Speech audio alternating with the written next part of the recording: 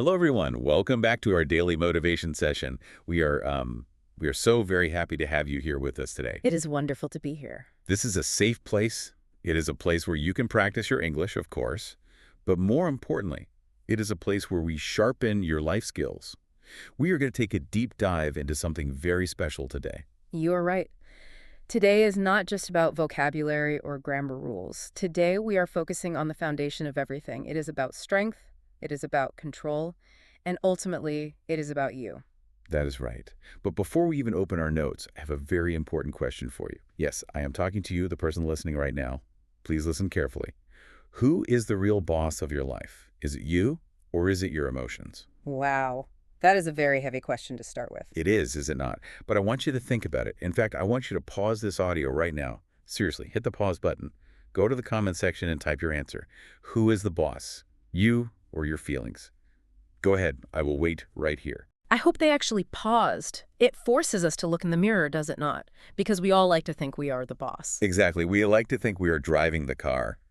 But the source material we are looking at today suggests that for many of us, well, we are not driving. Our emotions are driving. Right. So our deep dive today is all about how to rule yourself.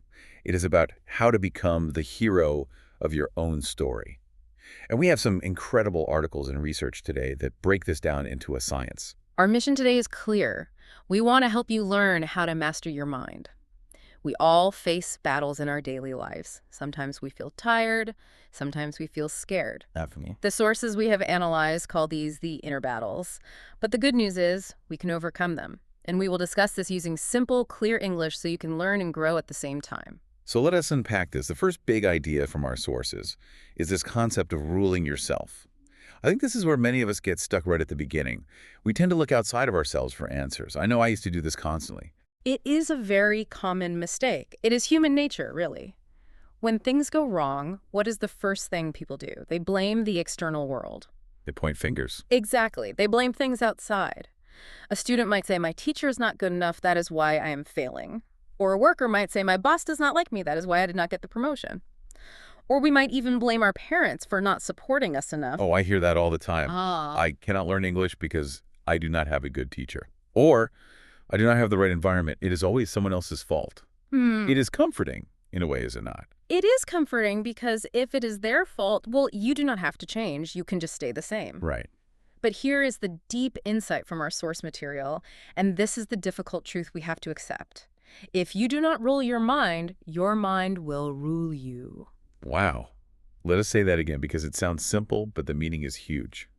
If you do not rule your mind will rule you. Yeah. What does that actually look like in real life? Because I do not feel like my mind is ruling me. I feel like I am my mind. That is the trick. It means living on autopilot. Do you know what an airplane does on autopilot? It just flies by itself? Yes, it flies by itself. The pilot is sitting there, but he is not really flying. The computer is flying. The sources argue that many people live their entire lives like this. They just react.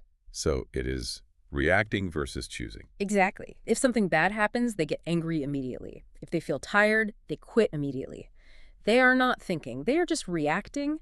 They are not the boss. Their biological impulses are the boss. I think we need a story to make this concrete. Let us talk about a character. Let us call him John. I think everyone knows a John, or maybe everyone has been John at some point. I know I have been John many times. Tell us about John. What does his autopilot look like? Okay, so John has a clear goal. He wants to study English. He knows it will help his career. He sits down at his desk. He opens his book. He is ready to work. He has the intention. But then his phone rings. Ping. It is a message. Ah, the universal trigger. And what does John do? He looks at the message. It is a reflex. Then he sees a video suggestion below the message. It looks funny. It is a cat video or a dance trend. So he clicks it, then he watches another video, and another. The app is designed to do exactly that. Yes, the app gives him more and more. Suddenly, 1 hour has passed. His study time is gone. He feels bad, he feels guilty, but the time is lost. This is a perfect example of the mind ruling you. Now, I have a question for the listener. Who ruled John's time in that hour? Did John, the conscious human being with goals, rule his time? No, The phone ruled his time, or rather, John's impulse to be entertained ruled his time. Exactly. The phone was the boss. The distraction was the boss. John was just reacting to a sound. To rule yourself means you have the power to stop in that moment. It means the power to say no. It means saying no to the distraction.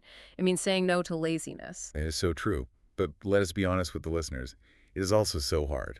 Saying no to a funny video is difficult when you are tired. It feels almost painful to put the phone down. It is difficult. The sources acknowledge that. We are not robots. But that is why we call it self-control. It is a muscle, just like the muscles in your arms. So it gets stronger. Yes. The first time you say no to your phone, it is very hard. You might even feel anxious. But the second time, it is a little easier. You have to practice being the boss of your own life. You have to decide, I am going to study now. I will look at my phone later. So John needs to turn off his phone to be the hero of his story. He needs to control his environment so his autopilot does not crash the plane. That makes sense. This leads us to another big concept in our deep dive today. It is the eternal battle between motivation and discipline. Yes, these two words are often used to mean the same thing in casual conversation. But in the context of learning and success, they're very, very different. I used to think they were the same thing. I thought I needed to feel excited to do my work, motivated. And if I did not feel excited, I thought something was wrong. But our source says that is a trap. It is a massive trap, and it is why most people fail at their goals. Let me explain the difference with an analogy from the text. Motivation is like a burst of energy. Imagine a firework in the sky. Okay, a firework. It is bright, it is exciting, it makes a loud bang, everyone looks at it. But what happens after a few seconds? It fades. It disappears. It is dark again. It disappears very quickly. Motivation is an emotion. It comes and goes. Some days you feel it, some days you do not. You cannot rely on the weather, and you cannot rely on motivation. And discipline. How is that different? Discipline is like a tree. It grows slowly. It does not make a loud bang, but it is strong. It has deep roots. It stays there during the rain and the wind. It is consistent. Discipline means doing the work even when you do not feel the motivation, especially when you do not feel it. I love that comparison, the firework and the tree. One is a flash, the other is a foundation. We have another great story from the source to illustrate this in a learning context. This time we have two students. Let us call them Sarah and David. Okay, let us look at Sarah first. She represents the firework approach. Right. Sarah relies on motivation. She watches a video about learning English, maybe one of ours, and she gets super excited. She gets that rush of energy. The firework goes off. Exactly. She buys a fancy new notebook. She buys the best pens. She studies for 3 hours on Monday. She feels great. She feels like a champion. And then Tuesday comes. Yes. On Tuesday, she is tired from work. Her boss was mean. It is raining outside. She says, I do not feel like it today. I am not in the mood. I will do it tomorrow when I feel better. And we all know the problem with tomorrow. Tomorrow never comes. Yeah. Sarah waits for the feeling of excitement to return, so she stops. She might not study again for weeks. Now, let us look at David. David is different. David relies on discipline. He represents the tree. He decides to study for just 20 minutes every day, not 3 hours, just 20 minutes. That sounds much easier. It is. On Tuesday, he is also tired. He had a long day at work, just like Sarah. He does not want to study. He does not feel excited. In fact, he wants to watch television. But he does the study anyway. He opens his book and studies for 20 minutes. He does it even when he is tired. That is the key difference. He disconnects his action from his feeling. Yes. He separates the action from the emotion. Now imagine 6 months pass. Who speaks better English? Sarah, who studied for 3 hours once. Or David? It has to be David. It is simple math. Of course. Because David was consistent. He built a habit. Sarah was waiting for a feeling that did not last. Success is not about doing a lot of work once. It is about doing a little bit of work every single day. So for our listeners who might be feeling a bit like Sarah right now, how can they become like David? What are the practical steps? Because saying just be disciplined is easier said than done. The source gives us 4 very clear steps to build this tree of discipline. First, create a routine. Do your work at the same time every day. Maybe it is 7 in the morning. Maybe it is 8 at night. But make it the same time. Why does the time matter so much? Because it helps your brain know what to do. You do not have to decide when to study. The clock decides for you. It takes away the choice, which makes it easier. Okay, step 1 is routine. Automate the decision. What is step 2? Step 2 is exactly what we talked about with John. Eliminate distractions. Turn off the phone. Close the door. Put on headphones. Make it easy to focus. If your phone is in another room, you will not check it. Increase the friction for bad habits and decrease it for good ones. I like that. What is step 3? Track your progress. This is very important for the brain. Use a calendar. Every day that you study, put a big X or a check mark on that day. When you see a long line of check marks 5, 10, 20 days in a row, you will feel proud. You will not want to break the chain. I love that. It makes it like a game. You want to keep your winning streak going. And finally, step 4. Reward yourself. This is crucial. But reward yourself after the work is done, not before. Ah, that is the trick. Yes. Tell yourself, if I study for 30 minutes, then I can watch my favorite movie, or then I can have that piece of chocolate. The brain learns that hard work brings a good reward. That is a great system. Work first, movie second. It seems so simple, but we often forget to do it. We watch the movie first and then feel too guilty to study. It is simple, but it requires practice. Remember, you are building that tree. It takes time to grow roots. Okay, let us move to the next part of our deep dive. This is a shift from the actions we take to the thoughts we think. The source material uses a beautiful metaphor about the mind. It says the mind is like a garden. Yes, the garden of the mind. This is a very old and wise concept. Imagine your mind is a piece of fertile land. You are the gardener. You can plant seeds or you can let weeds grow. In this metaphor, what are the seeds? The seeds are positive thoughts, constructive thoughts, thoughts like, I can do this, or I'm learning, or I am strong. When you plant these seeds and water them with attention, they grow into confidence. They bear fruit. And the weeds. The weeds are negative thoughts. I am stupid. I will never learn English. It is too hard. I am too old. Here is the scary thing about weeds. You do not have to plant them. They just grow on their own. Yes. If you do not plant flowers, the weeds will grow by themselves. Negativity is the default state if you are not careful. You have to be careful what you let grow in your garden. That is a powerful image. Negativity is invasive. So how do we plant the good seeds? The source gives us some mental training tools to actually do this gardening. The first tool is positive words, sometimes called affirmations. Now, I know what some listeners are thinking. Affirmations. That sounds a bit silly. It does. Standing in front of a mirror talking to yourself, it feels a little funny. It feels strange at first, but the science backs it up. It works. Stand in front of a mirror, look at yourself, and say out loud, I am improving every day.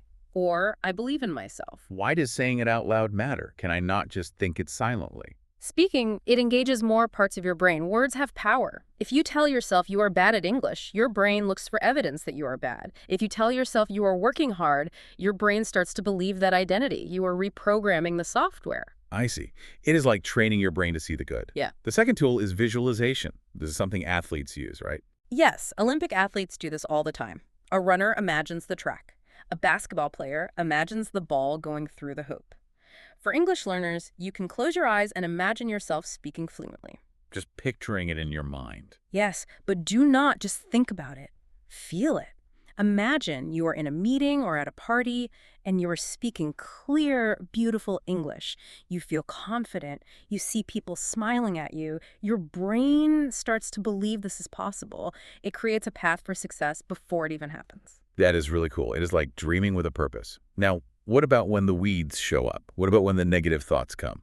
Because they will come. You have to challenge them. This is the third tool, challenge negativity. Do not just let the weed grow, pull it out. Can you give us an example of how to pull out a mental weed? Sure. Imagine your mind says, you are too tired, you should quit. That is a weed. The hero of the story that is you replies to that thought. You treat the thought like a separate person. You say, I am tired, but I can do just 10 more minutes. Or if your mind says, you cannot do this, it is too hard. The hero asks, why not? Why can I not? I have learned hard things before. Exactly. You fight the negative thought. You do not accept it as the absolute truth. You rule your garden. You decide what stays and what goes. This connects really well to our next topic, which is about emotions. I think there is a big misconception about heroes and strong people. We watch movies, and we think that to be strong, you must never feel fear or sadness. That is a huge misunderstanding. We look at successful people, leaders, athletes, and we think they are robots. We think they never feel scared. But the truth is, strong people feel fear, they feel sadness, they feel anger, they're human. So if they feel fear just like I do, what is the difference between a hero and someone who gives up? The difference is control. A hero feels the emotion, but they do not let the emotion control their actions. They feel the fear, and they do the work anyway. Let us use another story here to explain this. This one is about a character named Emily. Tell us about Emily. Emily is practicing her English pronunciation. She is trying to say a difficult word, maybe squirrel or kernel. Those are hard words.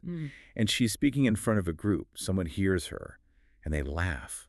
They make a joke about her accent. Oh, that is a terrible feeling. It hurts. In that moment, Emily feels a strong emotion. She feels hot. Her heart beats fast. She feels angry. She feels embarrassed. Right. Now, a weak reaction, the victim reaction would be to quit. She could say, I'm so embarrassed. I will never speak English again. People are mean. She lets the shame rule her. She runs away. But Emily is a hero. She feels the shame. She does not pretend she does not feel it, but she chooses a different action. She says to the person, thank you for the feedback. And then she goes home and practices that word 10 times. She uses the anger as fuel. She uses the emotion to work harder. She proves them wrong through action. That is so powerful. She turns the bad feeling into good action. Yeah. But how do we do that in the moment? Because when I am angry, I just want to yell. I do not want to say thank you. The source gives us a very specific technique for this. It is called the breathe method. It is a physical reset. How does it work? It is very simple. When you feel a strong emotion, like anger or fear, you must stop. Do not speed, do not act, just stop. Then take 5 deep breaths, in through your nose, hold it, out through your mouth. Why 5 breaths? Is there magic in the number 5? It is about time and biology. It hits the pause button in your brain. When you are emotional, your brain is in alarm mode. You are ready to attack or run. Breathing calms your nervous system down. After 5 breaths, your thinking brain comes back online. You can think again. You can choose how to act. So pause, breathe, then choose. That is a great tool for anyone, not just for learning English. It could save a lot of arguments, too. It is a tool for life. It helps you respond rather than react. And that is the definition of responsibility. We've talked about ruling your mind, discipline, guarding your thoughts, and controlling emotions. Now we get to the final part of our deep dive, becoming your own hero. This brings us back to the beginning. We must stop waiting for someone else to save us. There is no knight coming on a horse. No teacher can force you to learn. No boss can force you to be successful. You have to make the choice. It is about taking radical responsibility. And the source asks a really beautiful question. Who do you want to become? Yes. And what makes you proud of yourself? These are questions you should write down. For our listeners, English is often the key. It is the tool that unlocks doors. Doors to education, doors to better work, doors to making new friends around the world. Exactly. But a key sitting on a table opens nothing. You have to pick up the key and use it. You have to be the one to turn the lock. And I really liked the final message in the source material. It said that success is not a straight line. We tend to think success looks like a straight arrow going up. No, it never is. It looks more like a squiggly line. You will fall. You will make mistakes. You will have bad days where you watch the cat videos. But a hero is not defined by falling. Everyone falls. A hero is defined by how many times they get back up. If you fall down 7 times, you stand up 8 times. That is what makes you a hero. Resilience. There is a wonderful quote from the business philosopher Jim Rohn that was in our notes. I think it sums up this whole episode perfectly. Yes. Jim Rohn said, success is nothing more than a few simple disciplines practiced every day. Simple disciplines, practiced every day. It is not magic. It is just doing the work. That is the secret. It is not about being a genius. It is not about talent. It is about being consistent. It is about being the boss of your own life. This has been such an inspiring deep dive. I feel motivated myself, but I know I need to turn that motivation into discipline. Me too. It is a good reminder for all of us. Before we go, I want to leave you with a thought. A slightly different way to look at everything we discussed today. What if the hardest, most uncomfortable thing you have to do today is exactly the thing that will make you a hero tomorrow? Just let that sit in your mind. The obstacle is actually the path. That is a brilliant way to look at it. The hard work is the reward. And now, let us go back to the question I asked at the very beginning of the deep dive. Remember, I asked, who is the boss of your life? I hope your answer is now different. Or, if it was already you, I hope you now have the tools to make that true every single day. I hope you are ready to be the boss. I hope you're ready to rule your mind. And if you learned something new today, please like this video and subscribe for more English practice. We are here to help you on this journey. See you in the next video.